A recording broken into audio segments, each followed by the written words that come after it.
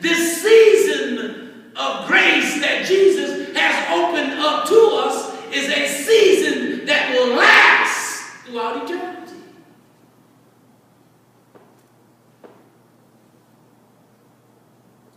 Grace is God's favor. Favor that is available for the asking. And any life challenge as a disciple of Jesus Christ, one who is abiding in the Word, one who holds to the Word, one who is inspired by the Word, that he or she is willing to respond to God before God asks,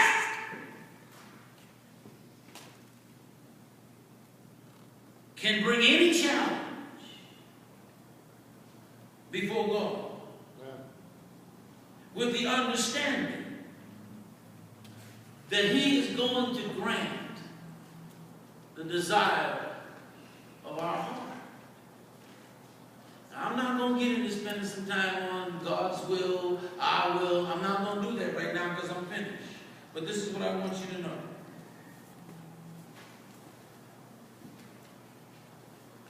Why are we now changed people?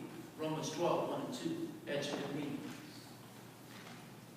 Why have we allowed ourselves to be transformed by the renewing of our mind? And why have we become the new vibrant people who are willing to address our weaknesses,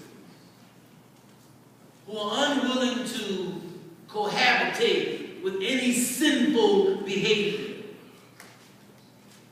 who are willing to humbly respond to the correction of the scriptures? Why are we like that? I'll tell you why we are. Because, number one, we have a new friend in high places. Secondly, because we have a new relationship with God's Son, Jesus Christ. And lastly, because we have a new dynamic at work in our life. And that new dynamic is the grace of God. You see, I know every time I try to fix something on my own without consulting God, I'm going to mess it up. And we got to be real careful with the habit of messing up, because it can get addicted. Sure. Y'all need to stay with me. You can mess up so much in your life that you're addicted to messing up. In other words, you predestine yourself to mess up every single time. You done messed up, you done did so much bizarre stuff that you're addicted to it. So you have an appetite to mess it up. Stay with me. But when you enter into this new relationship with Jesus Christ and you surrender to it, you got God's grace, that new dynamic. It's working for you. You see, if you haven't sensed it the way you should, it's only because you struggle with taking God at His word. You know, that's the hump you got to jump over. You got to accept. Look at Abraham, his only son, the one whom God said He was going to bless in a multitude of peoples that was so plentiful that his people, his offspring would be greater than the grains of sand on the earth. Right. Come on, y'all. And now he's facing this impending what looked like doom. He's got to build an altar, and he's got to tie his son down, and he got to put a fire up and say, "Burn, baby, burn." But he's willing to do it. And he's willing to do it because he can believe that God does the impossible for those who trust Him. You want to see the impossibilities in your life, you got to trust Him. And you got to take Him at His word. I know there's a lot of advice in the universe.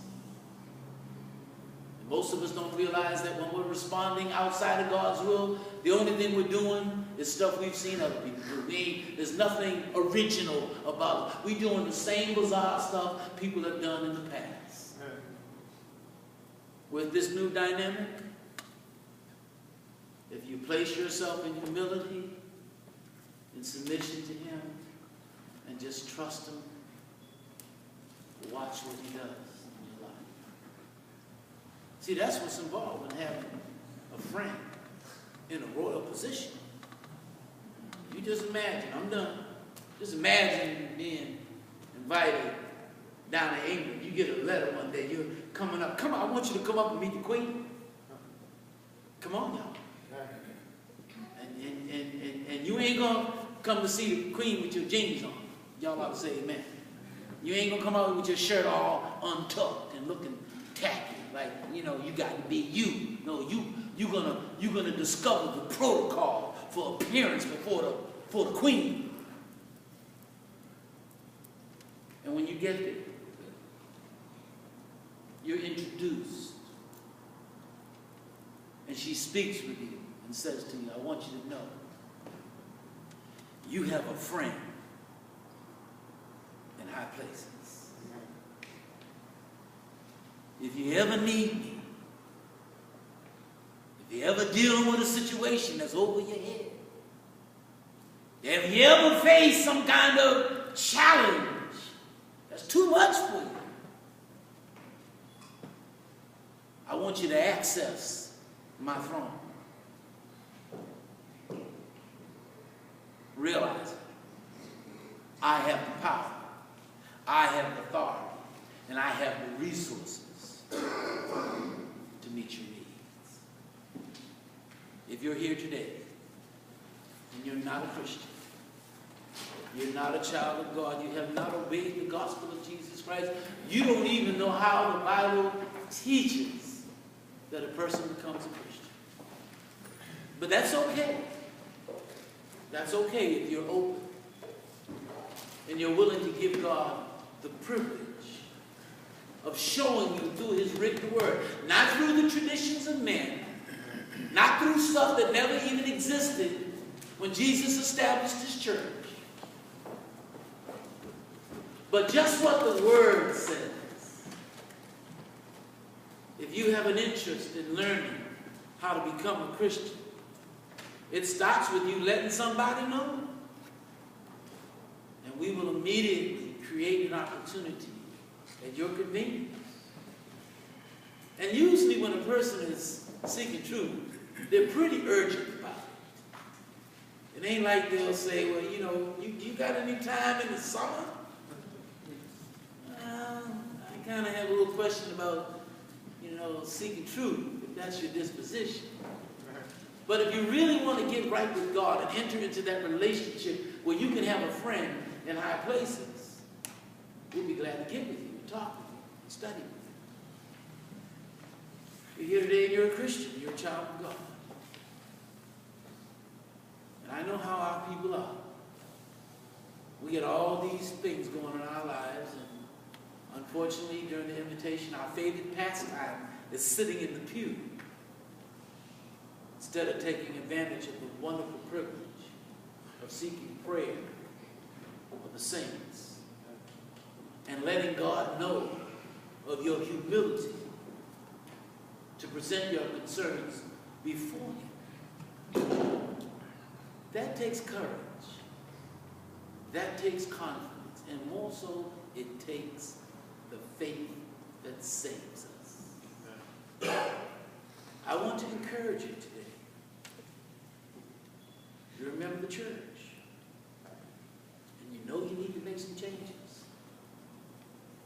You know that God has given you a lot of time to get on board with the kingdom. Keeping in mind, yes, He's a loving God. Yes, He's a merciful God. But His grace can run out. That's right. You let God know today you really ain't interested in Him. Oh, that creates a different set of circumstances for us. But I want to encourage you. If you need prayers or encouragement, please come as we all stand and sing.